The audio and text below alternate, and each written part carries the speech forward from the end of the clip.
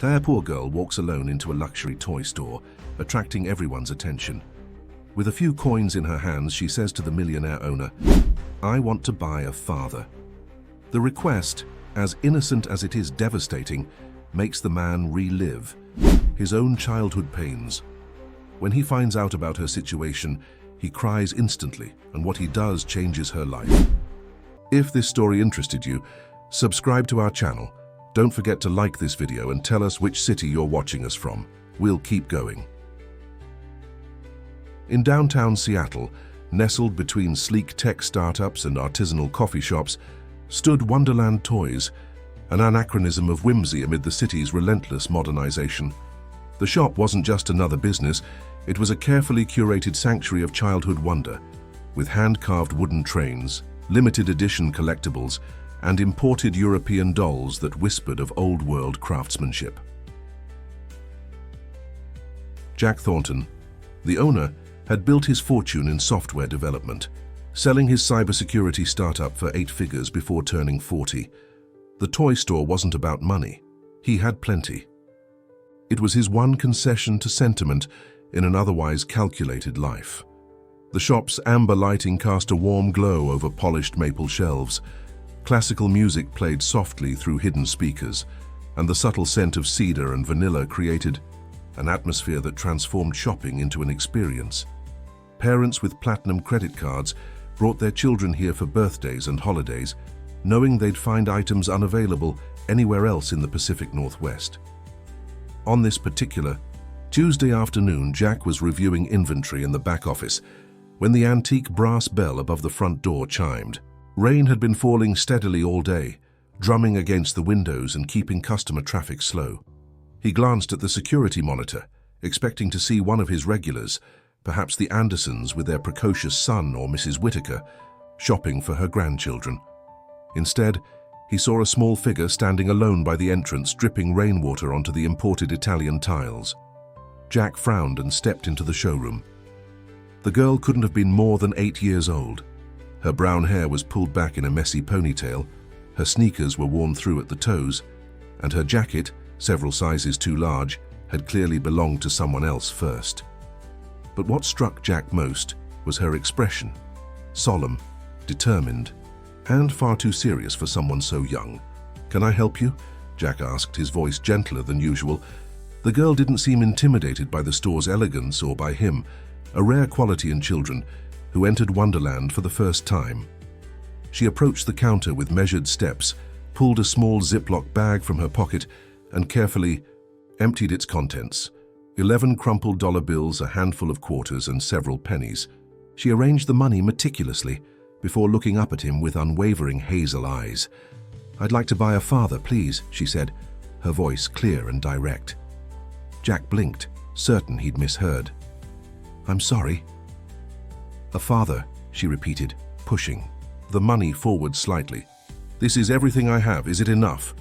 For a moment, Jack was speechless, a rarity for a man who'd negotiated million-dollar deals without breaking a sweat.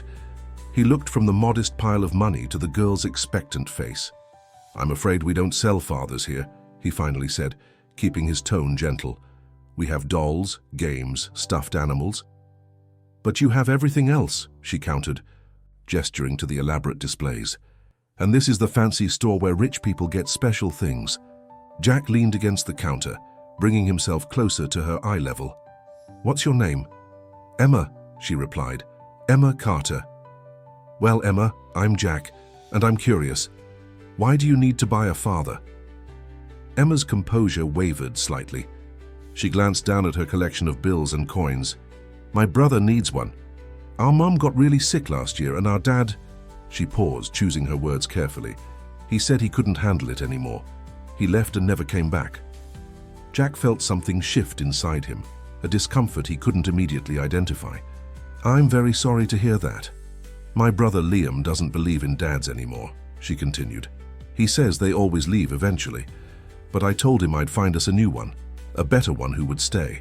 And since money buys things people need—" She trailed off, looking at her insufficient funds with a flicker of disappointment. "Where is your brother now?" Jack asked, increasingly concerned about this solitary child with her impossible shopping list. With Mrs. Winters. She lets us stay in her spare room sometimes. But she's old and gets tired, so I try not to ask for much. Emma squared her shoulders. I know it's probably a lot of money for a dad. Maybe I could put some down now and pay the rest later.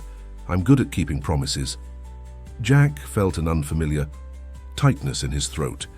He'd encountered every type of customer in his years of business, demanding, entitled, indecisive, but never one so earnestly seeking something so fundamentally unpurchasable.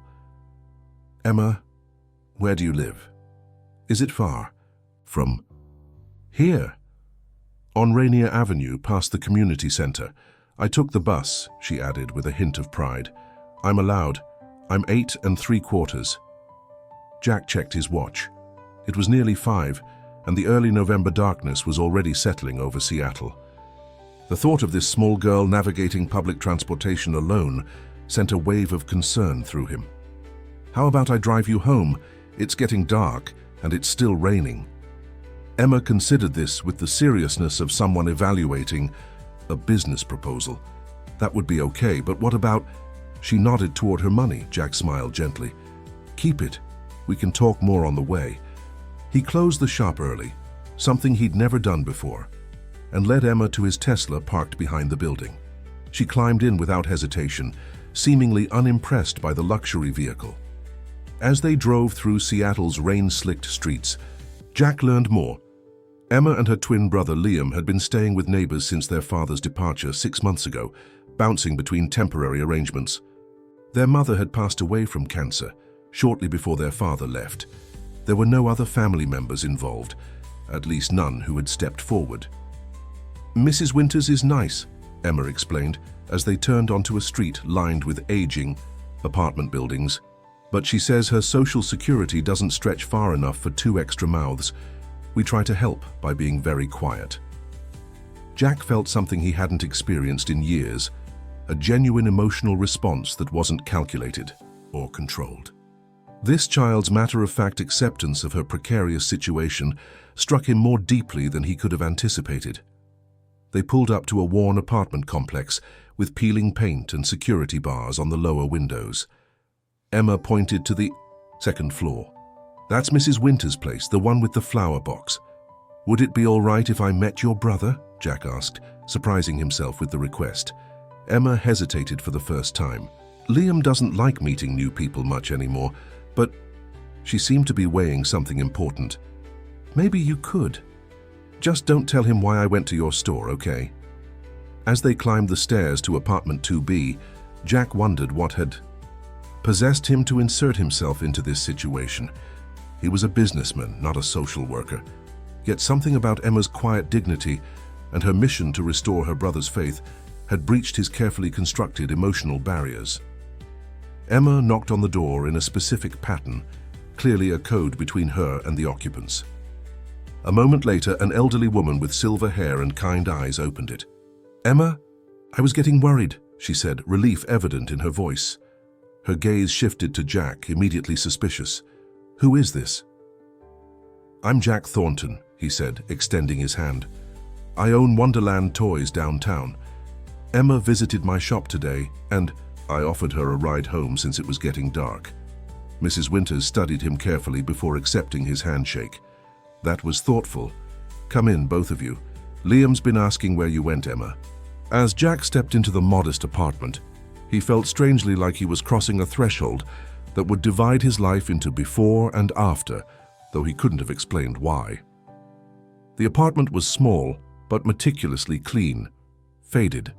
Floral curtains framed windows that overlooked the city's industrial district. A collection of ceramic figurines lined the windowsill, cheerful shepherdesses and puppies that seemed at odds with the apartment's worn furniture and dated wallpaper. Liam? Mrs. Winters called. Your sister's back. From a hallway emerged a boy identical to Emma in features but opposite in demeanor. Where she was open and direct, Liam's posture was guarded, his gaze wary. He wore a blue hoodie with frayed cuffs and kept his hands buried deep in his pockets. Upon seeing Jack, he froze, eyes immediately assessing the stranger for threats. Who's he? Liam asked, addressing his sister while keeping his eyes fixed on Jack. Emma moved to her brother's side. "This is Mr. Thornton. He owns a toy store downtown." Jack noticed how Liam positioned himself slightly in front of Emma, protective, despite being clearly intimidated. It was the instinctive move of someone accustomed to disappointment and danger, a child forced to grow up too quickly. "Hello, Liam," Jack said, deliberately keeping his distance. "Your sister visited my shop today. I just wanted to make sure she got home safely." Liam's expression remained unchanged. "We're fine. Thanks for the ride." The dismissal was clear, but Jack wasn't ready to leave. "Mrs. Winters," he said, turning to the elderly woman who was watching the interaction with tired eyes. "Could I speak with you privately for a moment?" She nodded and led him to a small kitchen, while the twins remained in the living room. Jack could feel Liam's suspicious gaze following them. "Those children have been through more than any kids should," Mrs. Winters said before Jack could speak. "Their mother, Melissa, was my neighbor for years. Sweetest woman you'd ever meet. After she passed, their father just collapsed. Started drinking, lost his job. One morning he was simply gone."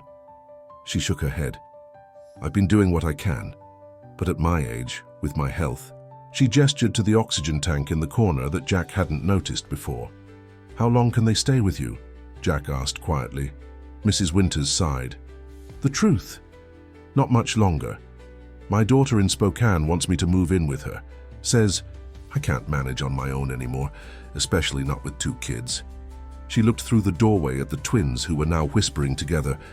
"I've called social services twice, but they're overwhelmed. The twins would likely be separated in foster care, and that would destroy them. They're all each other. Has left."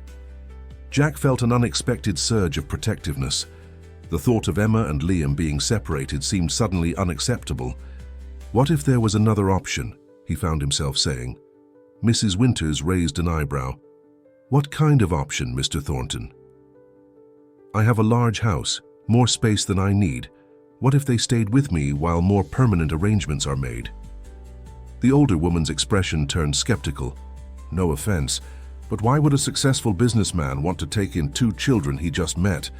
People don't usually do that sort of thing." It was a fair question, one Jack was asking himself. He'd built his life around predictability and control, carefully avoiding messy emotional entanglements, yet here he was, proposing to disrupt everything for 2 children he'd known less than an hour. "I can provide them stability," Jack said finally. "A safe place to stay together. I have resources that could help them." He hesitated. "And maybe I need this too, in a way I can't fully explain yet." Mrs. Winters studied him for a long moment. "You'd need proper authorization. I can't just hand them over, even with the best intentions. I understand I have lawyers who can help navigate that process." Jack glanced at his watch. "Would you be comfortable if I took the children for dinner tonight? It would give us a chance to get acquainted, and you could have some rest." After some consideration, Mrs. Winters agreed. When Jack proposed the dinner to the twins, Emma readily accepted while Liam reluctantly nodded, clearly unwilling to let his sister go alone. The restaurant Jack chose was a casual pizza place rather than one of his usual upscale establishments. He watched as Emma chatted animatedly, seemingly at ease, while Liam methodically picked the pepperoni from his slice, constructing a careful barrier of food between himself and Jack. "So," Jack said, addressing Liam directly, "Emma tells me you're good with building things." Liam looked up, surprised. "She said that?" Emma nodded. "Remember the fort you made in Mrs. Winters' storage closet? With the flashlight that made shadow puppets on the ceiling?" A flicker of pride crossed Liam's face before he suppressed it. "It wasn't that great." "I disagree," Emma countered. "It was the best fort ever. Mr. Thornton makes toys, Liam, real ones that people buy." "I don't make them personally," Jack clarified, "but I select them for my store. Some are built by artisans who've been crafting toys for generations." For the first time, Jack saw genuine interest in Liam's eyes. "Do they use computers to design them first?" "Some do. Others work from traditional blueprints." Jack leaned forward slightly. "Would you like to see how it's done sometime?" Liam shrugged, affecting indifference, but Jack had caught the spark of curiosity. As the meal progressed, Jack carefully explained that Mrs. Winters would be moving soon and that the twins might need another place to stay. He presented his home as a temporary option, emphasizing that they would stay together. "Why would you want us?" Liam asked bluntly, the question Jack had been expecting. "Your sister made quite an impression today," Jack said honestly, "and I have plenty of space that's just sitting empty." "Rich people don't just take in random kids," Liam countered, eyes narrowed. Jack considered his response carefully. "You're right to be suspicious, but sometimes people surprise you. Sometimes they surprise themselves." He met Liam's gaze directly. "I'm not asking you to trust me immediately. That has to be earned.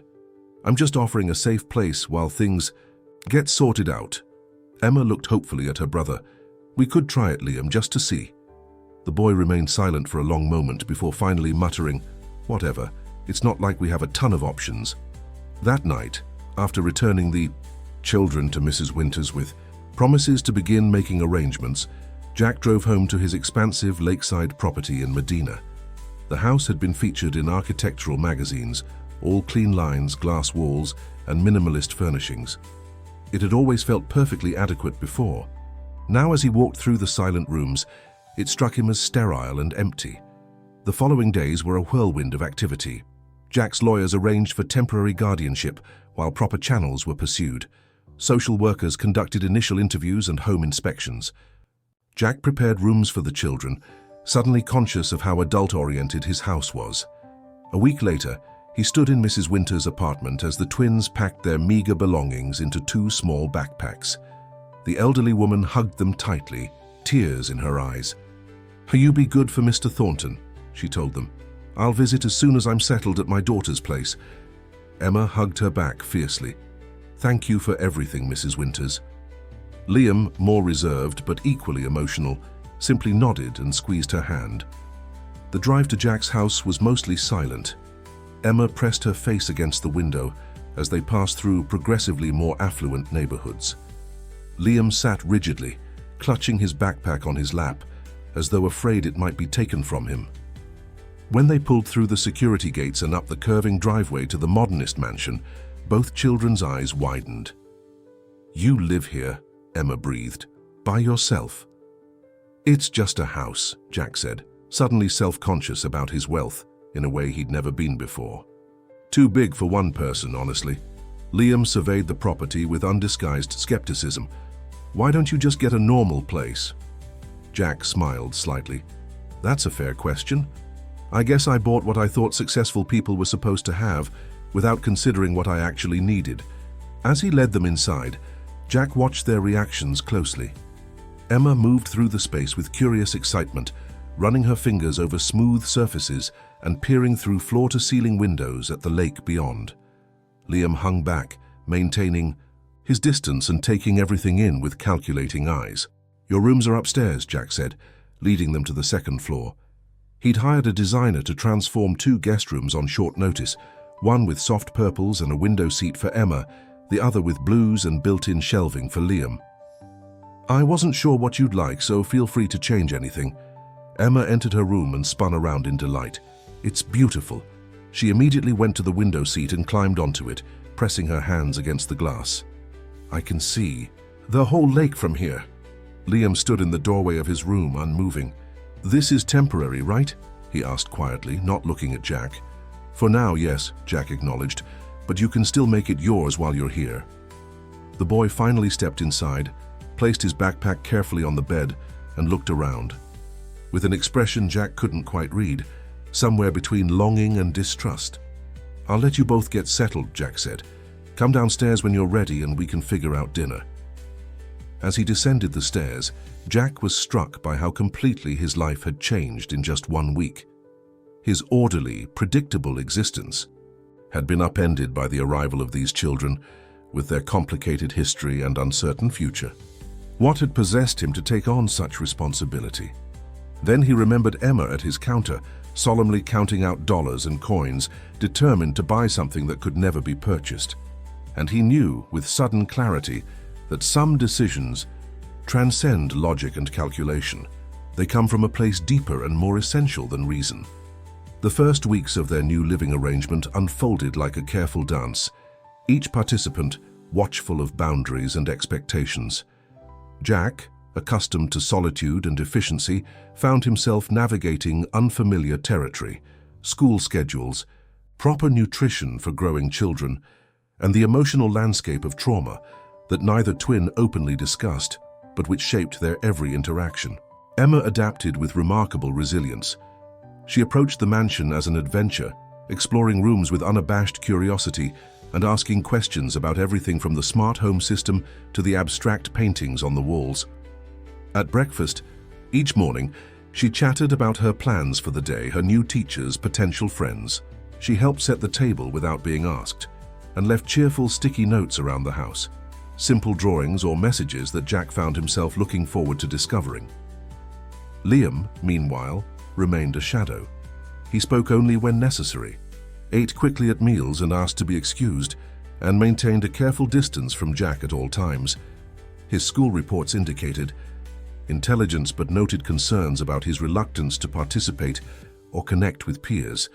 When at home, he spent most of his time in his room, emerging primarily when Emma insisted. One evening in late November, Jack knocked gently on Liam's door. "Dinner in 15 minutes, he called, receiving only a muffled acknowledgement in response. Jack hesitated, then added, "I brought home some building kits from the store, architectural models. Thought you might be interested." There was a pause. Then the door opened slightly. Liam looked up at him with guarded curiosity. "What kind of models?" "Famous bridges. Golden Gate, Brooklyn, Tower Bridge from London. Engineering accurate with real working mechanisms." Jack saw the boy's interest war with his determination to remain detached. Finally, Liam shrugged. "Maybe after dinner." It was a small victory, but Jack had learned to appreciate incremental progress. Over the meal, homemade lasagna prepared by the housekeeper who came 3 times weekly, Jack noticed Liam stealing glances at the packages on the coffee table in the adjacent living room. After helping clear the dishes, Emma announced she had a video call with a new friend from school and disappeared upstairs. Jack and Liam were left alone in the kitchen, an unusual circumstance that immediately raised the boys' defenses. "No pressure about the models," Jack said casually, wiping down the counter. "They'll be there whenever. I've got some work to do in my office if you want to check them out on your own." Liam studied him, perpetually searching for hidden angles or traps. "Why do you keep trying?" he asked suddenly. "I know you're just doing this because of Emma." Jack put down the dishcloth and gave the question the consideration it deserved. "At first, maybe," he admitted. "Emma made me see something I'd been missing. But now?" He shook his head. "Now I'm doing this for both of you, and maybe for myself, too. What could you possibly need from us?" Liam's tone was skeptical, but there was genuine confusion underneath. Jack leaned against the counter. "Before you and Emma arrived, I had a house, not a home. I had success but not much purpose beyond the next business deal. You two remind me there's more to life than what I've been focused on." Liam absorbed this, his expression unreadable. "Emma really likes it here," he finally said, as if offering a concession. "I'm glad. What about you?" The boy looked away. "It doesn't matter. Nothing's permanent anyway." "Some things can be," Jack said quietly. Liam met his eyes then, a challenge in his gaze. That's what adults always say before they change their minds. With that, he turned and walked to the living room, where he began methodically opening the bridge model kits, organizing pieces on the coffee table with intense concentration. Jack recognized the conversation was over.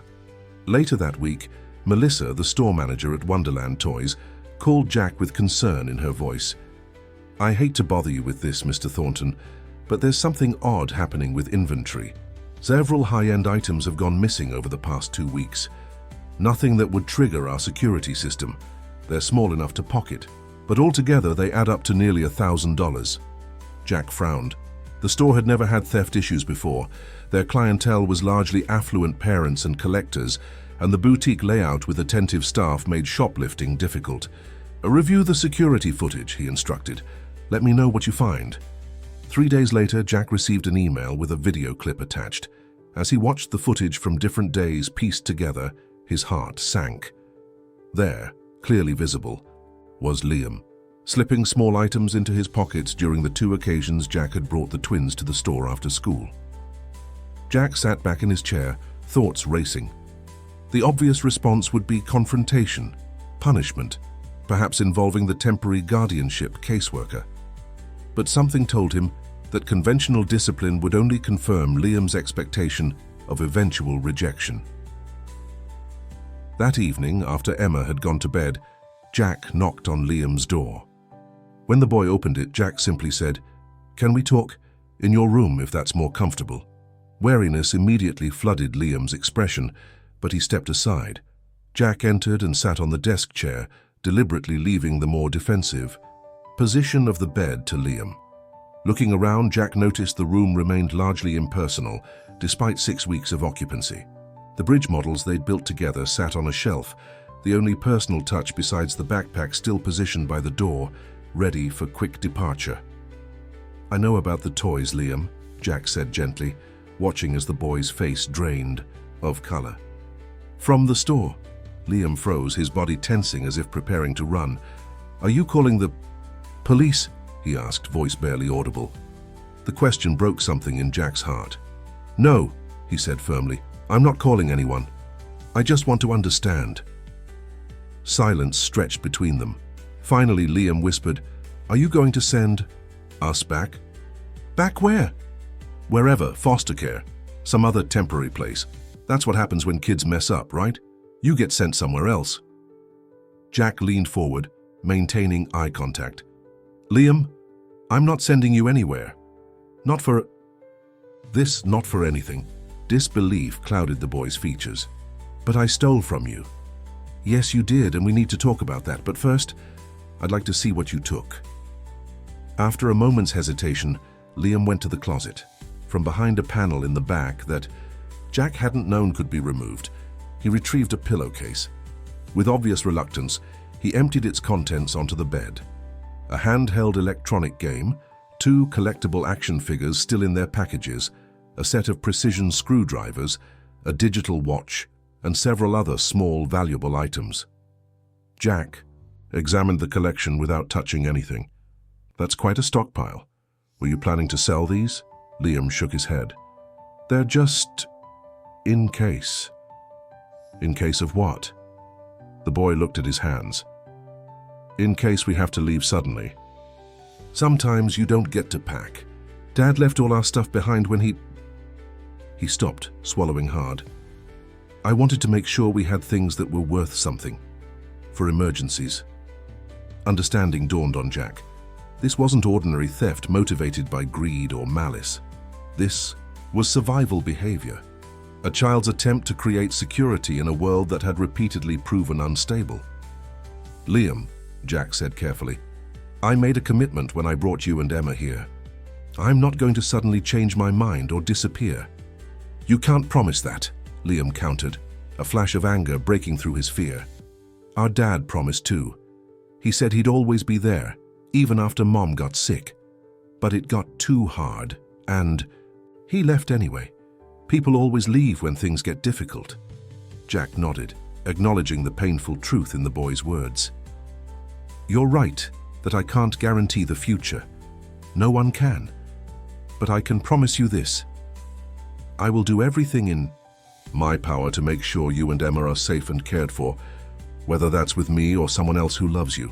I won't just vanish." Liam looked at him skeptically. "Why should I believe you?" "You shouldn't, not right away," Jack replied honestly. "Trust has to be earned. I'm asking for the chance to earn yours." He gestured to the items on the bed. "As for these, they need to go back to the store. But here's what I propose. Instead of taking things secretly, why don't we set up an emergency fund that you control? A certain amount each month that you can save or spend however you want. Would that help you feel more secure?" Liam stared at him, clearly surprised by this unexpected response. "You're not mad?" "I'm disappointed that you felt you needed to steal rather than ask for help, but I understand why you did it." Jack paused, then added, "Your actions have consequences, Liam. You'll need to apologize to Melissa at the store and do some extra chores around here for the next few weeks. But this doesn't change your place in this house." The boy nodded slowly, processing this information. Then, in a voice so quiet Jack almost missed it, he asked, "What if I mess up again?" "Then we'll deal with it," Jack said simply. "That's what families do." Liam's head snapped up at the word families, eyes wide with a mixture of hope and suspicion. "We're not a family." "Not in the traditional sense, no," Jack acknowledged, "but we're something, and whatever it is, it's worth working on, don't you think?" After returning the stolen items to the store the next day, with a mortified Liam delivering a practiced apology to a gracious Melissa, Jack noticed subtle changes. The boy began joining them for movie nights, without Emma's prodding. He asked questions about Jack's work occasionally, and most tellingly, his backpack gradually migrated from its position by the door to the closet. December arrived, bringing Seattle's characteristic chill rain and early darkness. Jack found himself spending more time at home and less at the office, drawn by the warmth that had begun to permeate his once sterile house. Emma had convinced him to put up holiday decorations, the first time he'd bothered since childhood, and the three of them had spent a weekend transforming the modern space with lights, garlands, and ornaments. One night, Jack woke to a sound he couldn't immediately identify. Checking the security panel by his bed, he saw no alerts but heard it again, a muffled cry. He got up and moved down the hallway, pausing outside Liam's room where the sound was coming from. Knocking. Softly he called, "Liam, everything okay? In there?" When no answer came but the distressed sounds continued, Jack opened the door carefully. In the dim glow of a nightlight, he could see Liam thrashing in his sleep, face contorted, mumbling broken phrases, "Don't go," and "Please stay," among them. Jack approached slowly and sat on the edge of the bed. He gently placed a hand on the boy's shoulder. "Liam," he said quietly, "you're dreaming. You're safe." The boy's eyes flew open, disoriented and frightened. For a moment he stared at Jack without recognition. Then awareness returned, and with it embarrassment. He pulled away, wiping at his face. "Sorry," he muttered. "Didn't mean to wake you up." "No need to apologize for nightmares," Jack said. "We all have them sometimes." Liam sat up, drawing his knees to his chest. "Do you have nightmares?" Jack nodded. "Different kind, but yes, mine are usually about being alone, truly alone." Something in his tone made Liam look at him more carefully. "Were you always alone? Before us, I mean." "Not always, but for a long time." Jack hesitated, then decided honesty was what the moment required. "My parents were physically present but emotionally absent, very focused on success, appearances. When I became successful myself, I thought it would make me happy, but instead, I just created a bigger, emptier space to be alone in." Liam absorbed this. "That's why you took us in, because you were lonely?" "Partly," Jack admitted, "but it's more than that now. You and Emma, you've changed things, changed me." For the first time since they'd met, Liam's face softened into something approaching trust. "Do you want to know what my nightmare was about?" Jack nodded, recognizing the significance of the offering. "I dreamed we were back with our dad," Liam said quietly, "and he was packing a bag, like the day he left. But this time, he was taking Emma with him, and I couldn't move to stop them." His voice cracked slightly. "I'm always afraid of being left behind." "I can understand that fear," Jack said gently, "but Emma would never leave you behind, and neither will I, if I can help it." Liam didn't respond directly, but he also didn't pull away when Jack cautiously placed a hand on his shoulder. They sat in companionable silence until the boy's eyelids began to droop. As Jack stood to leave, Liam murmured, "Thanks for checking on me." "Anytime," Jack replied, meaning it more than he'd expected to. "That's what I'm here for." He closed the door softly and returned to his own room, feeling the mansion shift around him, from a showcase of success to something warming into a home. January brought heavy snow to Seattle, transforming Jack's lakeside property into a winter wonderland that delighted Emma and coaxed even Liam outside for snowball fights and clumsy attempts at building a snowman. Jack found himself joining his expensive cashmere coat collecting snowflakes, as he helped the twins pack snow into increasingly ambitious structures.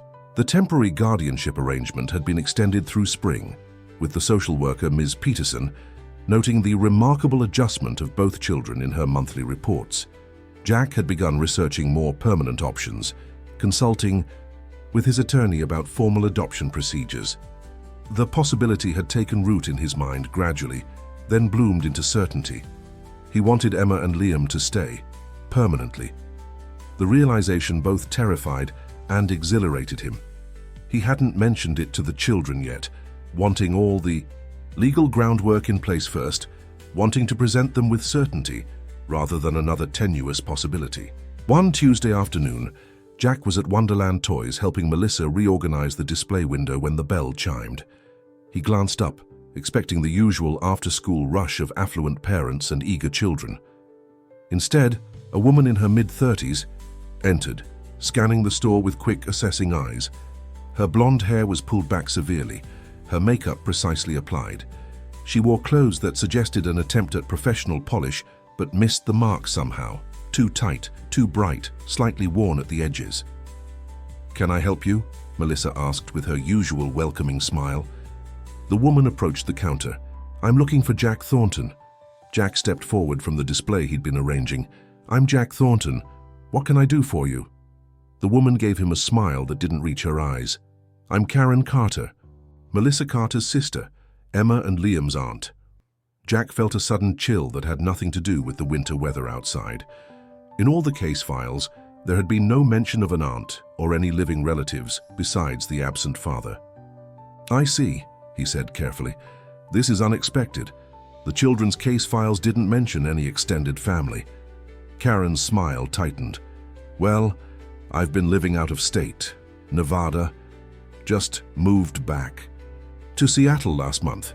She glanced around the upscale store. "Nice place you've got here, quite the businessman from what I've heard. Would you like to sit down?" Jack gestured to a small seating area in the corner used for demonstrations. "Melissa, would you mind watching the front?" Once they were seated, Karen leaned forward. "So you're the one who's got my niece and nephew?" "I'm their temporary guardian, yes," Jack confirmed. "How did you find me?" "Small world. Friend of a friend mentioned something about twins being taken in by the owner of that fancy toy store downtown. Didn't take much to put it together." She examined her manicured nails. "I've been looking for them, you know. Since my sister passed, their father, my ex-brother-in-law, he wasn't exactly forthcoming about where he dumped them before he took off." Jack bristled at her characterization, but kept his tone neutral. "The children have been through a lot. They're just now starting to feel stable. And I'm sure your big house and fancy cars have nothing to do with that," Karen said with a sharp laugh. "Look, Mr. Thornton, I appreciate you stepping in when they needed someone, really I do. But they have family, real family, blood family, family that's been absent until now," Jack pointed out. Karen's expression hardened. "I didn't know where they were, and I had my own issues to deal with. But I'm here now, and I'm ready to take responsibility. They belong with family, not some rich guy playing house." Jack measured his words carefully. The children's well-being is what matters most. They've established routines, they're doing well in school. Any disruption should be considered very carefully. "Disruption?" Karen's voice rose slightly. "I'm their mother's sister, the only real family they have left. You're the disruption, a stranger who swooped in and took advantage of a bad situation." "That's not what happened," Jack said firmly. "Isn't it?" She leaned closer. "What was in it for you, Mr. Thornton? A tax break, some good publicity, or maybe you just wanted to play daddy to some convenient orphans?"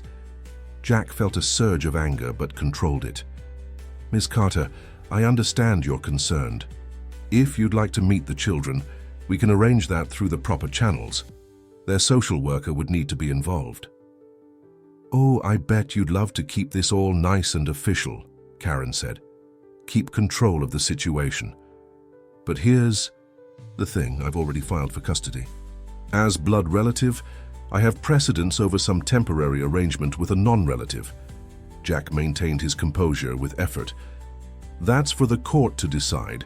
In the meantime, I'd appreciate if any contact with Emma and Liam went through. Proper channels, they've had enough upheaval." Karen stood, smoothing her skirt. Sure, we'll do this by the book for now. She reached into her purse and extracted a business card, sliding it across the table. But you should prepare those kids. They'll be coming home with me soon enough. After she left, Jack sat motionless, the encounter replaying in his mind. Something about Karen Carter felt wrong. Her sudden appearance after months of silence, her aggressive approach, the calculating look in her eyes when she'd surveyed the store. He pulled out his phone and called his attorney. That evening, Jack arrived home later than usual, his mind heavy with legal consultations. Emma greeted him at the door with her customary enthusiasm, launching into a detailed account of her science project. Liam offered a quiet hey from the couch where he was reading, a small but significant evolution from the days when he would have retreated to his room at the sound of Jack's arrival. Jack prepared dinner, listening to Emma's chatter while stealing glances at Liam, wondering how to broach the subject of their aunt's appearance. He decided to wait until after they'd eaten, not wanting to disrupt the peaceful mealtime they'd established. As they cleared the dishes together, Jack finally said, "There's something I need to talk to you both about. Why don't we sit in the living room?" Emma immediately looked concerned. "Is something wrong? Are we in trouble?" "No, nothing like that," Jack assured her, leading them to the comfortable seating area overlooking the lake. "Someone came to see me today. Your Aunt Karen." The change in both children was immediate and alarming. Emma's face drained of color, while Liam went rigid, his hands gripping the edge of the couch cushion. "She found us?" Emma whispered. Jack nodded, increasingly troubled by their reaction. "She says she's been looking for you, that she wants custody." "She's lying," Liam said flatly. "She never cared about us before." "You know your aunt?" Jack asked carefully. Emma nodded, eyes wide. "She used to come over sometimes before Mom got sick. They fought a lot. She borrowed money and never paid it back," Liam added, his voice hard. "Mom said she had problems." "What kind of problems?" Jack pressed gently. The twins exchanged glances, a silent communication passing between them. Finally, Emma spoke. "She gambled and drank. A lot.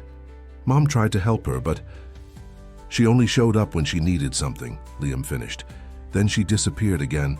She wasn't even at Mom's funeral." Jack absorbed this information, his concern deepening. "I see. Well, she's filed for custody, claiming that as a blood relative she should have priority." "No!" Emma cried, jumping up from her seat. "We can't go with her, Jack. Please don't let her take us." The raw fear in her voice cut through Jack like a physical pain. He reached out and she rushed into his arms, clinging to him with surprising strength. "I don't want to go anywhere," she sobbed against his shoulder. "I want to stay here with you." Jack held her tightly, meeting Liam's eyes over her head. The boy's face was a mask of controlled panic, the trust they'd so carefully built, now shadowed by the specter of another displacement.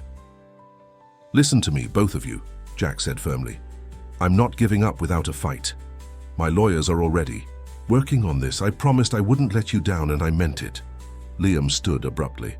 "Don't make promises you can't keep," he said, voice tight with suppressed emotion. "The system always sides with blood relatives. Everyone knows that." Before Jack could respond, the boy turned and ran upstairs. A door slammed, the sound echoing through the house like a physical manifestation of their fragile security cracking. Emma pulled back, wiping her eyes. "Liam's scared," she explained unnecessarily. "When he gets really scared, he gets angry instead." "I know," Jack said gently. "And it's okay. We're all scared right now. But we're going to face this together."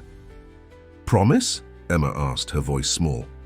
"I promise," Jack said, hoping desperately it was one he could keep. That night, after Emma had finally fallen asleep, Jack checked on Liam. The boy's room was dark, but Jack could tell he wasn't sleeping. "I know you're awake," he said softly. After a moment, Liam's voice came from the darkness. "It doesn't matter what we want, does it? Adults just decide things and kids have to go along with it."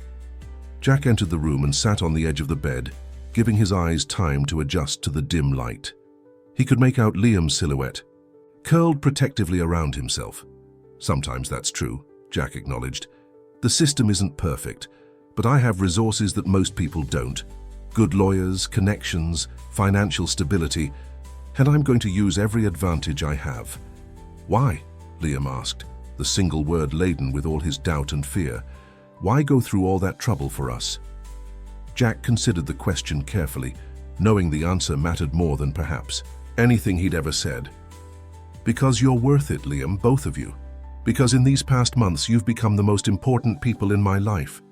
He heard a small shaky intake of breath from the darkness. I was planning to talk to you both about this soon anyway, Jack continued.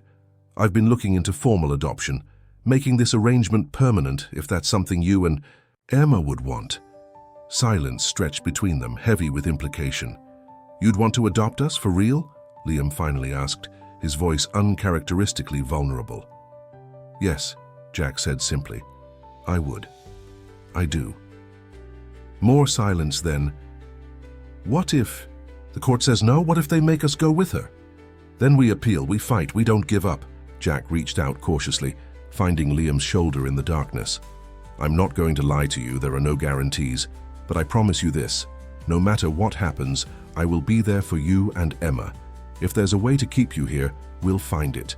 Liam didn't respond verbally, but he also didn't pull away from Jack's hand, a small victory in itself. The following weeks brought a flurry of legal activity. Karen Carter's petition for custody triggered an expedited review of the children's placement. Jack's attorneys filed counter-petitions, citing the twins' stability and integration into their current environment.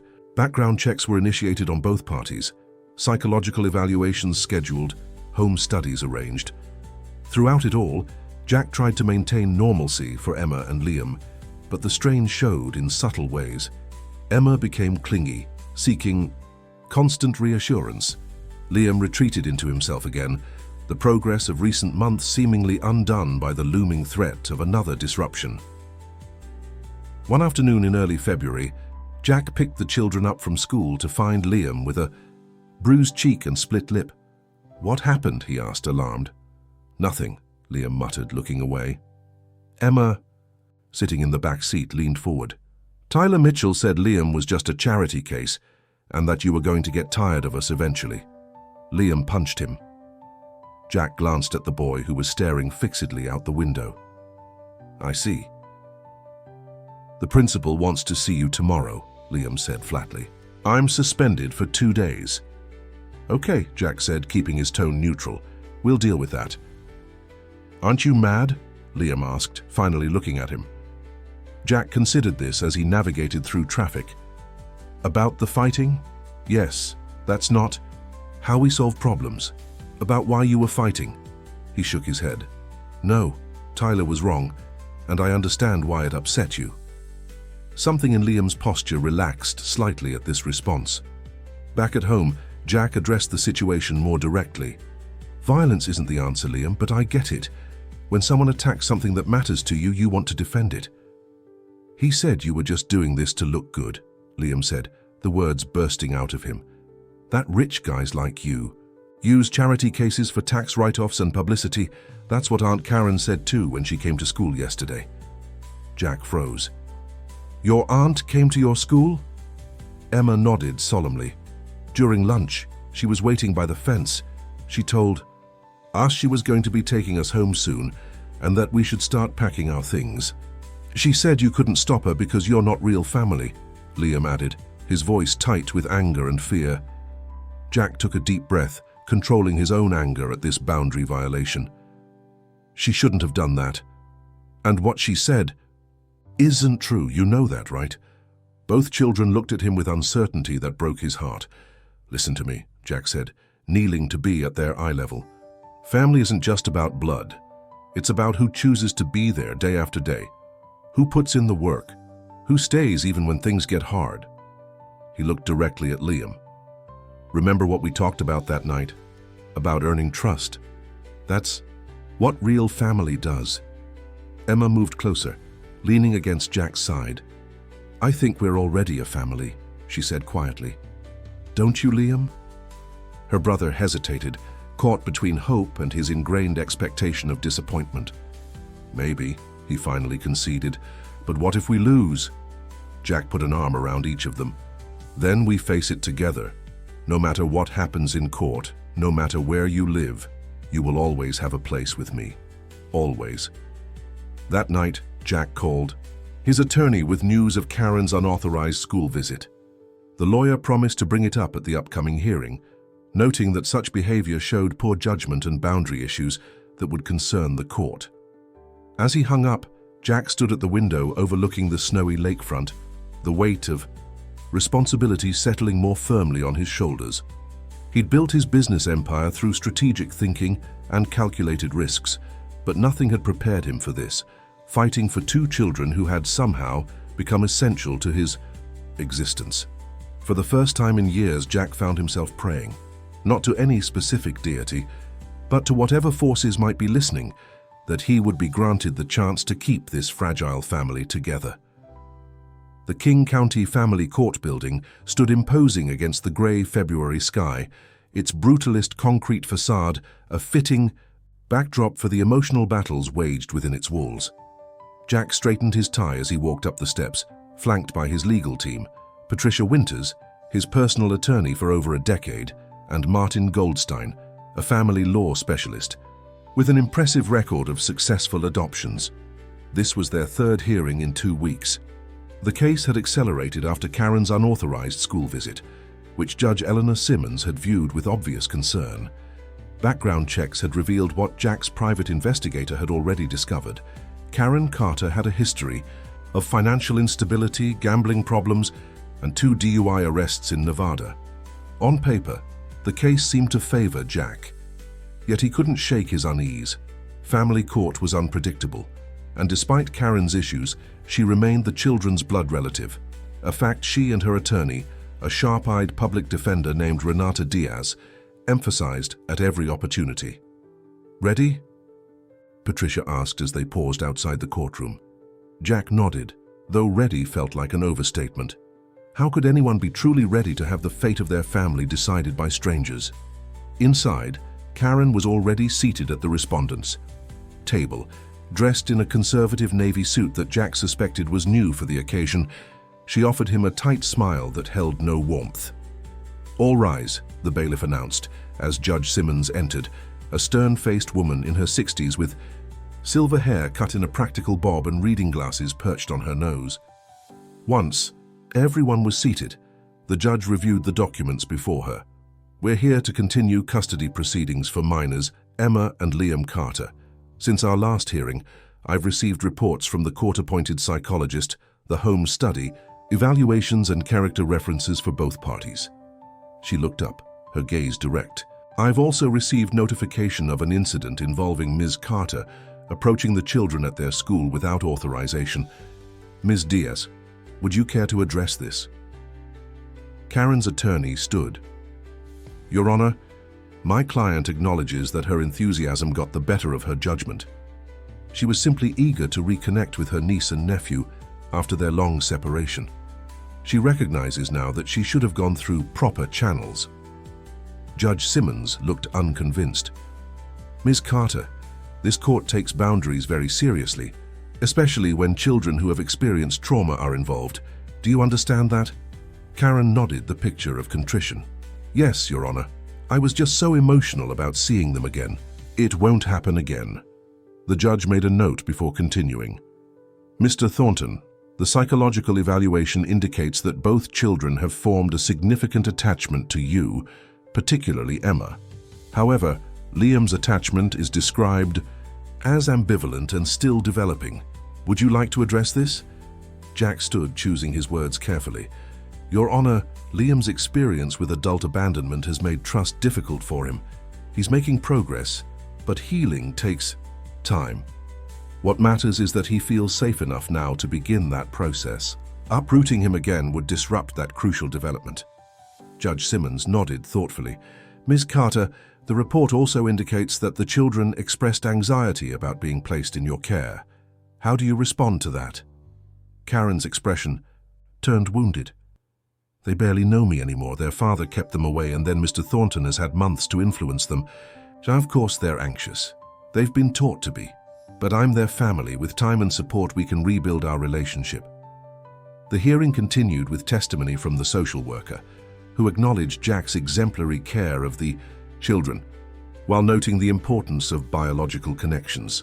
By the time closing arguments were presented, Jack felt drained by the clinical dissection of what had become to him the most important relationship of his life. "I'll review all evidence and testimony," Judge Simmons announced. "Given the complexity of this case and the significant interests at stake, I'm ordering a final evaluation. I want to hear directly from the children." Jack felt his stomach drop. "Your Honor, the psychologist recommended against putting the children through additional interviews." "I understand that, Mr. Thornton, but I need to assess their wishes firsthand. They're old enough to have their voices considered." The judge's expression softened slightly. "The interview will be conducted in my chambers, not in open court, with only myself and a court-appointed advocate present. We'll make it as comfortable as possible." "When?" Patricia asked. "Next Monday, 10 a.m. Judge Simmons gathered her papers. "We'll reconvene for my ruling the following Friday. Court adjourned." As they left the courtroom, Patricia tried to reassure Jack. "This could be good. The children clearly want to stay with you. Now they'll have a chance to say so directly." But Jack wasn't comforted. They shouldn't have to carry this burden, especially Liam. He's just starting to open up. Being questioned by strangers about his preferences, knowing his answers might determine his future. He shook his head. "It's too much pressure." "Then we need to prepare them," Martin advised. "Not coach them, that would backfire, but help them understand what to expect and reassure them that speaking honestly is all they need to do." Back at home, Jack found Mrs. Reynolds, the housekeeper, supervising the twins as they completed homework at the kitchen island. Emma brightened when she saw him, while Liam's eyes immediately searched his face for clues about the hearing. "How did it go?" Emma asked, abandoning her math worksheet. "Did the judge say we can stay?" Jack set down his briefcase and loosened his tie. "Not yet, sweetheart. There's one more step." "What step?" Liam asked suspiciously. Jack took a seat across from them, choosing directness over sugarcoating. "The judge wants to talk to both of you, to hear what you want." Emma's face lit up. "That's easy. We'll just tell her we want to stay here with you." Liam's reaction was more measured. "Will Aunt Karen be there?" "No," Jack assured him. "Just the judge and someone called a guardian ad litem. That's a person whose job is to look out for your interests."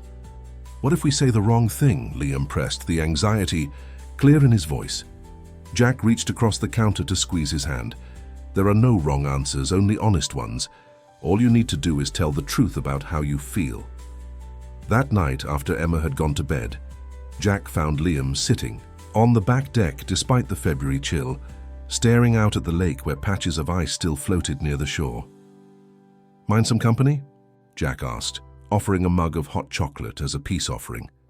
Liam accepted it with a shrug that Jack had learned to interpret as consent. They sat in companionable silence for a few minutes before Liam spoke. "What if the truth isn't enough?" The question held all the boys' fears, distilled into 6 simple words. Jack considered his response carefully. "Sometimes it isn't," he acknowledged.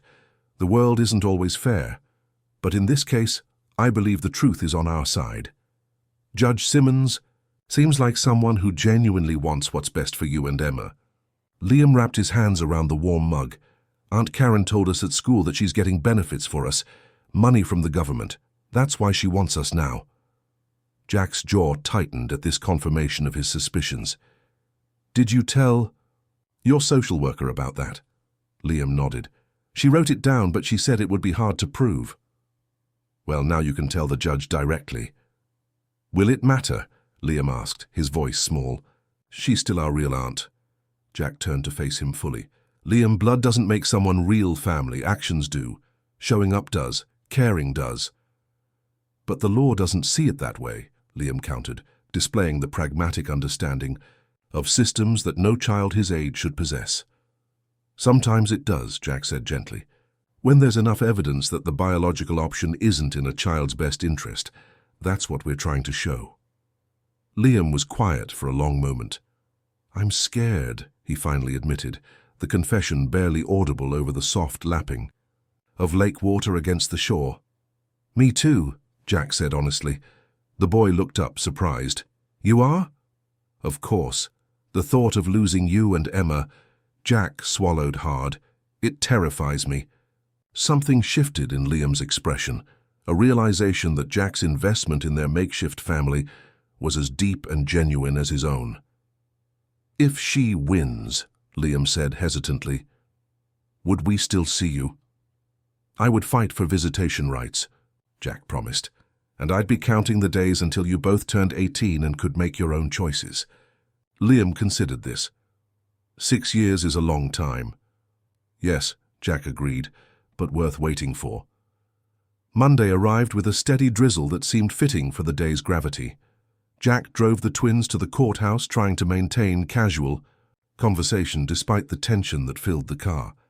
Emma chatted nervously about school projects, while Liam stared silently out the window, retreating into himself as he always did when facing uncertainty. In the courthouse waiting area, Jack knelt before them both. Remember, just be honest. Tell the judge how you feel, no matter what happens today or what the final decision is. We're connected now. Nothing changes that. A court officer approached. Emma and Liam Carter, Judge Simmons is ready for you. Emma hugged Jack fiercely. Don't worry, she whispered.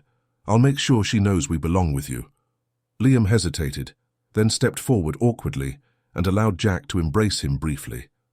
See you soon, the boy said with forced casualness that didn't mask his anxiety. Jack watched them follow the officer down the long hallway, Emma's hand reaching back to grab her brother's, their small figures receding until they disappeared, through a heavy wooden door. The next hour was the longest of Jack's life. He paced the corridor, checked his phone compulsively, and mentally rehearsed contingency plans for every possible outcome. When the door finally opened and the twins emerged, he studied their faces for clues. Emma ran to him immediately, wrapping her arms around his waist. I told her everything, she said breathlessly, about how you make pancakes on Saturdays and help with my science projects and never get mad even when I spill things on the carpet. Jack smoothed her hair. I'm sure you did great. He looked over at Liam, who approached more slowly, his expression unreadable. How about you, buddy? You okay? Liam nodded once. I told the truth, he said simply. Then that's all that matters, Jack assured him, though his stomach knotted with uncertainty. The days until Friday's ruling stretched endlessly. Jack found himself unable to focus at work, delegating tasks he would normally handle personally. At home, he tried to maintain their usual routines while preparing himself for the worst. He'd already instructed his lawyers to be ready with appeals and alternative custody arrangements, if Karen won. Friday morning dawned clear and cold. Jack dressed in his best suit, wanting to project stability and responsibility. The twins, too, wore their nicer clothes. Emma in a purple dress she'd chosen herself, Liam in khakis and a button-down that made him look older than his 8 years. The courtroom was more crowded than previous hearings. Their social worker was present, along with the court-appointed psychologist. Mrs. Winters had come, sitting in the back row with a supportive smile. Even Melissa from the toy store had taken the morning off to attend. When Judge Simmons entered, Jack felt Emma's small hand slip into his. On his other side, Liam sat rigidly, eyes fixed forward. After careful consideration of all evidence, testimony, expert evaluations, and my conversation with the children, the judge began, I'm prepared to render my decision regarding the custody of Emma and Liam Carter. She reviewed the case facts methodically. Karen's biological connection versus Jack's demonstrated care, the twins' integration into their current environment against the presumption favoring family placement. Jack felt his heart pounding as she approached her conclusion. The paramount consideration in any custody determination is the best interest of the children, Judge Simmons stated. While the court generally recognizes the importance of biological connections, those connections must be evaluated in context of the actual relationship, or lack thereof, and the comparative stability of the proposed placements. She looked directly at Karen. Ms. Carter, while I appreciate your desire to reconnect with your niece and nephew, the evidence suggests your interest coincided with financial benefits becoming available. Your history of instability and the children's clear anxiety about placement with you weigh heavily against your petition." Karen's face flushed with anger, but her attorney placed a restraining hand on her arm. Judge Simmons turned to Jack. "Mr. Thornton, in a relatively short time, you have provided these children with stability, emotional support, and appropriate boundaries. Both children expressed to me their desire to remain in your care, though I note that Liam's testimony included significant concerns about abandonment based on past experiences." Jack felt Liam tense beside him. "After weighing all factors," the judge continued, "I find that the children's best interests are served by remaining in Mr. Thornton's custody." Ms. Carter's petition is denied. Emma gasped with joy, squeezing Jack's hand so tightly it almost hurt. Liam remained frozen, as if waiting for the other shoe to drop. "Furthermore," Judge Simmons added, "I am approving Mr. Thornton's counter-petition to begin formal adoption proceedings, subject to the standard waiting period and continued positive evaluations." Karen stood abruptly. "This is ridiculous. They're my family, not his." "Ms. Carter," the judge warned, "control yourself or you'll be removed." Karen ignored the caution. "He bought them. With his big house and expensive lawyers, he bought my sister's kids." "Bailiff," Judge Simmons ordered, and a uniformed officer moved toward Karen, who shrugged off her attorney's restraining hand. "You'll regret this," she hissed at Jack before being escorted from the courtroom. Judge Simmons sighed. "Mr. Thornton, I apologize for that outburst. Please know that my decision was based solely on the evidence and the children's best interests." She smiled slightly, which, in this case, aligned perfectly with their expressed wishes.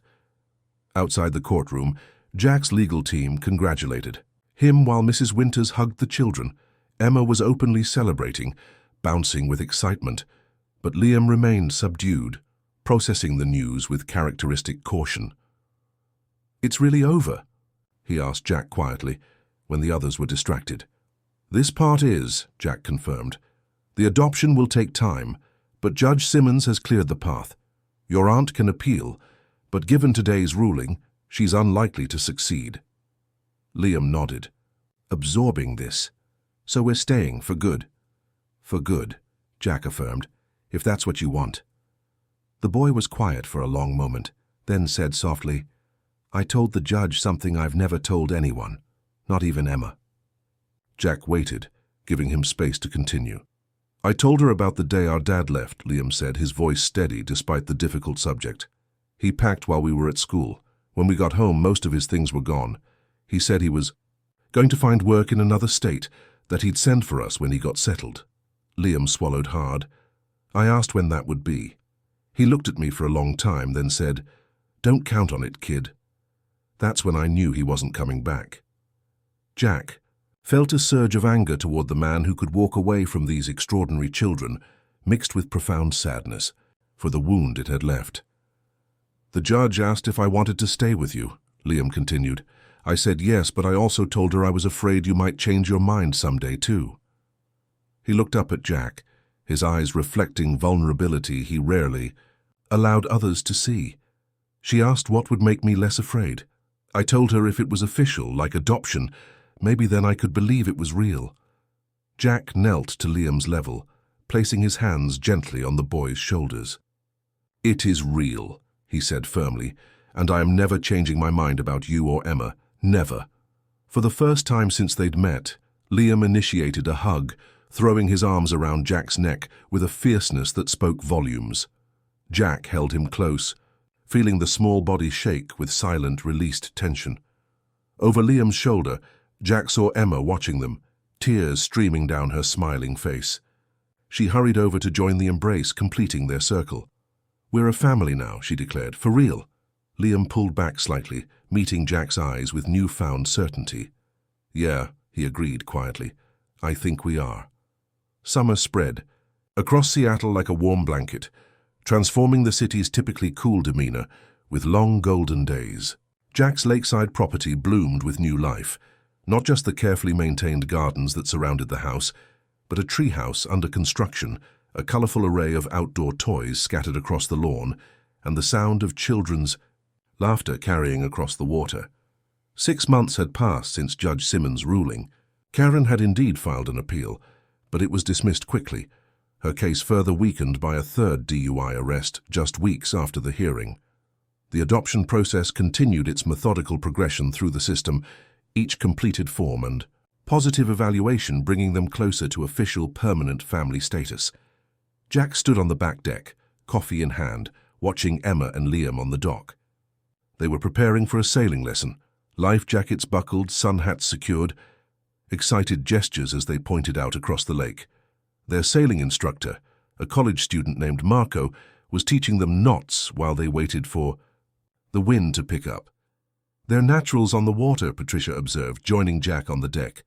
She'd stopped by to deliver the latest batch of adoption paperwork, forms that required signing in triplicate, background checks to be updated, references to be verified. "Emma's fearless," Jack agreed.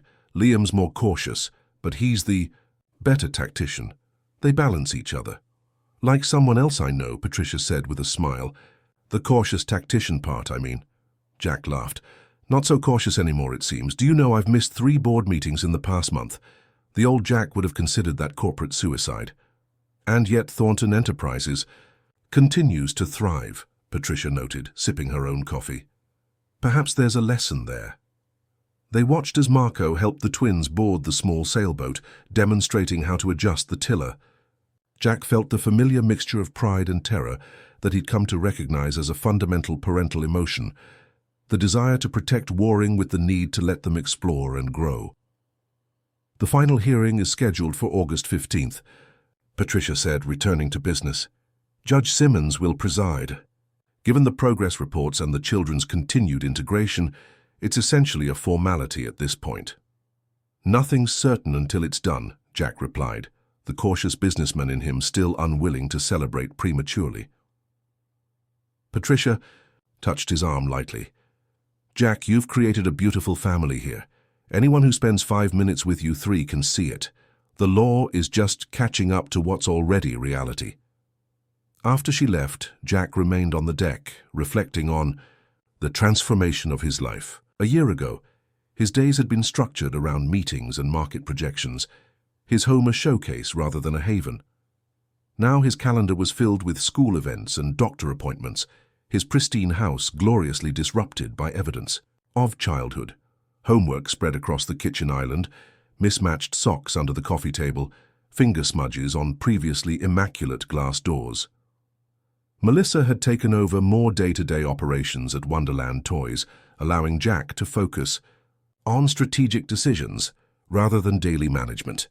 He'd arranged his schedule to be home when the twins returned from school most days, discovering that business calls could indeed wait, but childhood milestones would not. The sailing lesson finished successfully, with both children helping guide the small craft back to the dock. Jack waved as they secured the boat with Marco's guidance, their faces flushed with accomplishment and sun. "Did you see us?" Emma called as they raced up from the dock. "We went all the way to the other side." "I saw," Jack confirmed. "You both looked like seasoned sailors." "Marco says I have good instincts for wind patterns," Liam added, trying to sound casual, though pride shone through his attempted nonchalance. "High praise from a sailing champion," Jack acknowledged. "How about lunch to celebrate your nautical success?"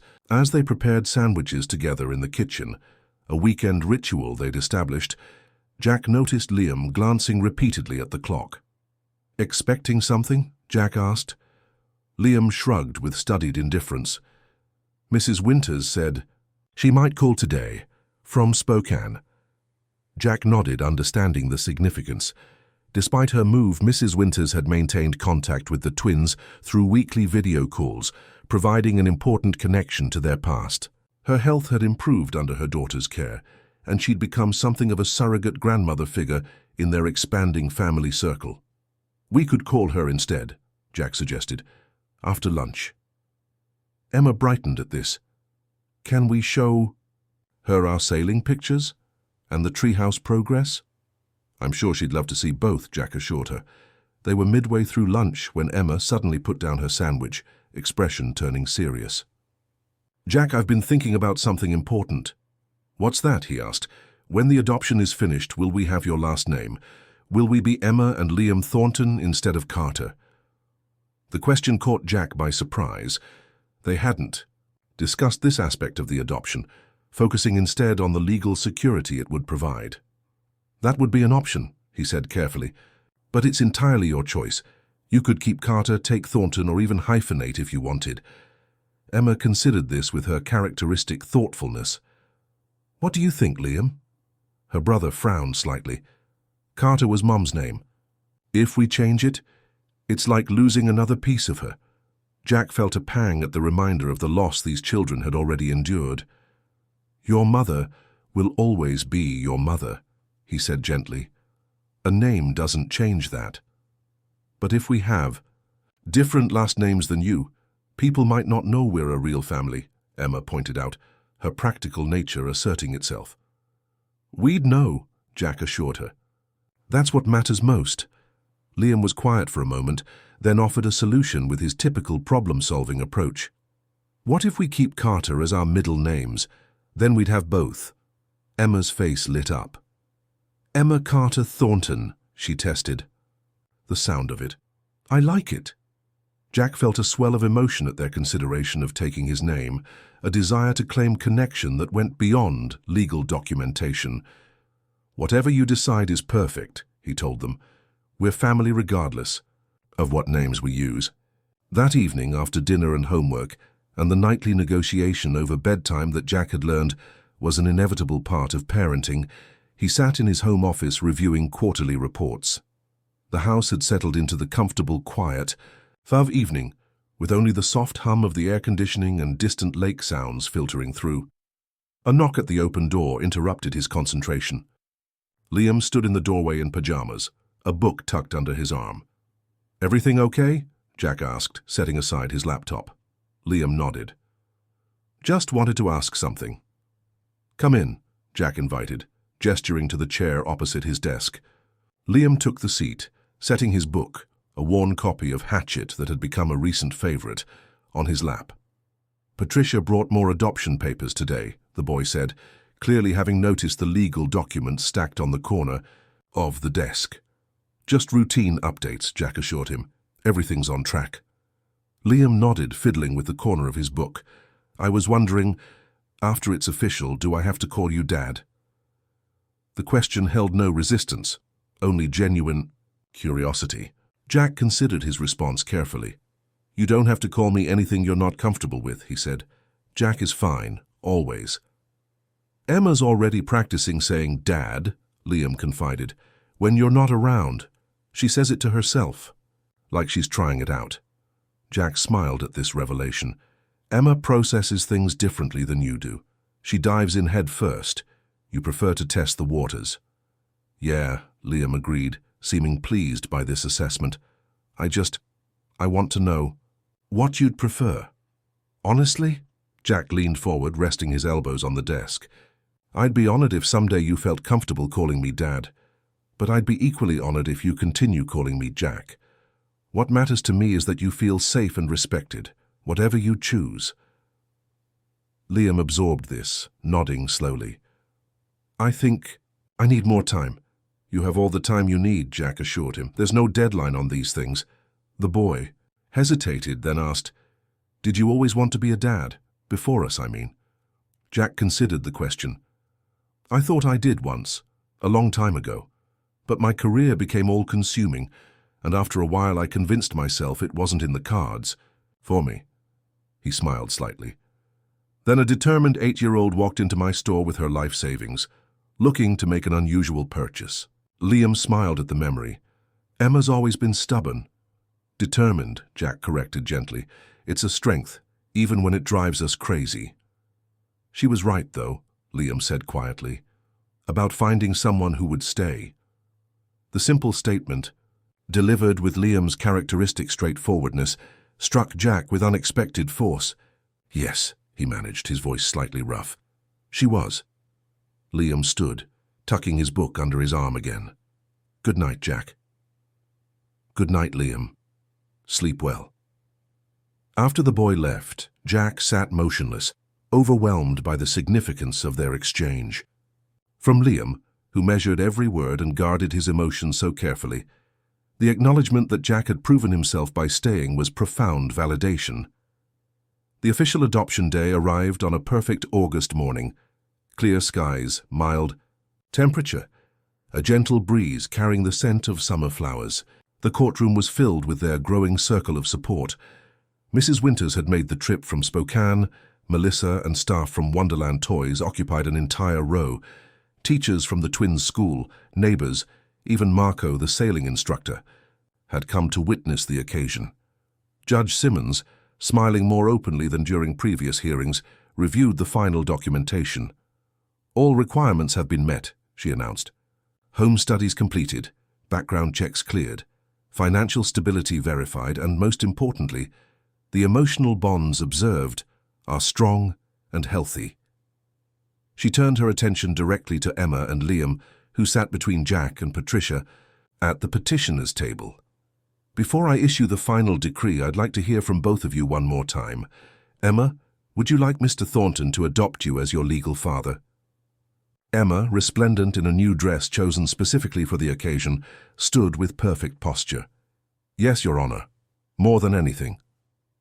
"And you understand that this creates a permanent legal relationship, that Mr. Thornton will have all the rights and responsibilities of a parent, and you will have all the rights of his child."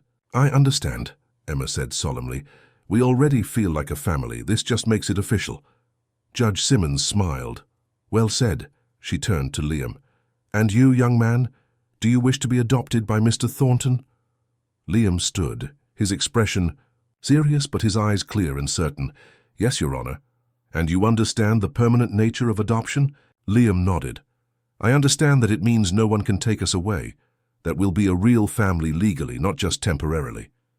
"That's exactly right," the judge confirmed. She looked at Jack.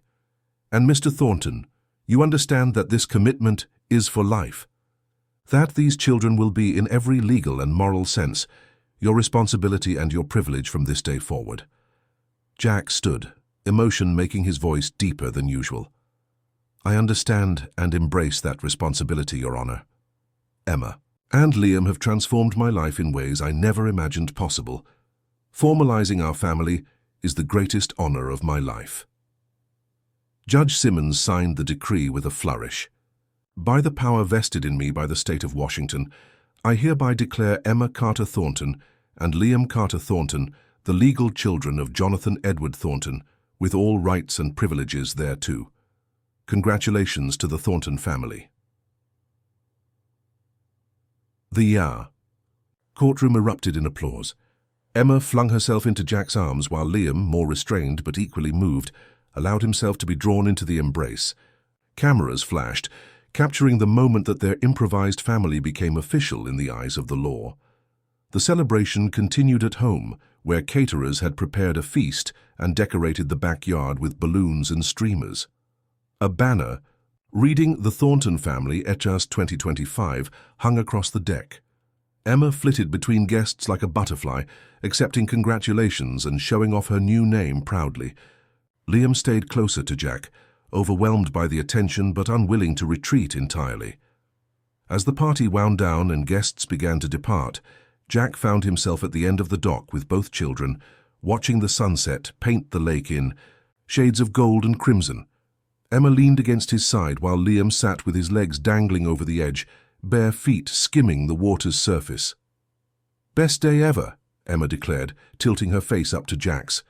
"Don't you think, Dad?" The title, used naturally for the first time, filled Jack with warmth. "Definitely in my top 3, he agreed, wrapping an arm around her shoulders. "What are the other 2, she demanded. Jack pretended to consider. "Well, there was the day a certain young lady walked into my store with $11 and some change, looking to make a very special purchase." Emma giggled. "That was a good day. What's the third one?" "Hasn't happened yet," Jack replied. "But I suspect it will be one of many days in our future." Liam looked up at him. "Today didn't feel like I expected," he admitted. "No. How so?" "I thought it would feel different somehow, bigger. But it just feels—" He searched for the right word. "Right. Like making official something that was already true." Jack nodded, understanding perfectly. That's exactly what it was. They sat in comfortable silence as the last colors of sunset faded from the sky and first stars appeared. The sounds of the remaining party guests drifted down from the house, laughter and conversation creating a gentle backdrop to their private moment. "You know what I've been thinking about?" Emma said suddenly. "That first day when I tried to buy a dad." Jack smiled at the memory. "Your very first entrepreneurial venture." "I thought I needed money," Emma continued thoughtfully. "But it turns out the most important things can't be bought at all." "That's very wise," Jack told her. "Mom used to say that," Liam contributed quietly, "that the best things in life aren't things." Jack felt a surge of gratitude toward the woman he'd never met, who had raised such extraordinary children despite her own struggles. "Your mom sounds like she was very smart." "She was," Emma agreed, "and I think she'd be happy about today." "Don't you, Liam?" Her brother nodded, surprising Jack by adding, "She'd like you, I think. You're different from our first dad, but in a good way." Coming from Liam, this was high praise indeed. Jack swallowed past the lump in his throat. "Thank you, that means a lot to me." Emma yawned expansively, the excitement of the day catching up with her. "Can we sleep in tomorrow, since it's a special occasion?"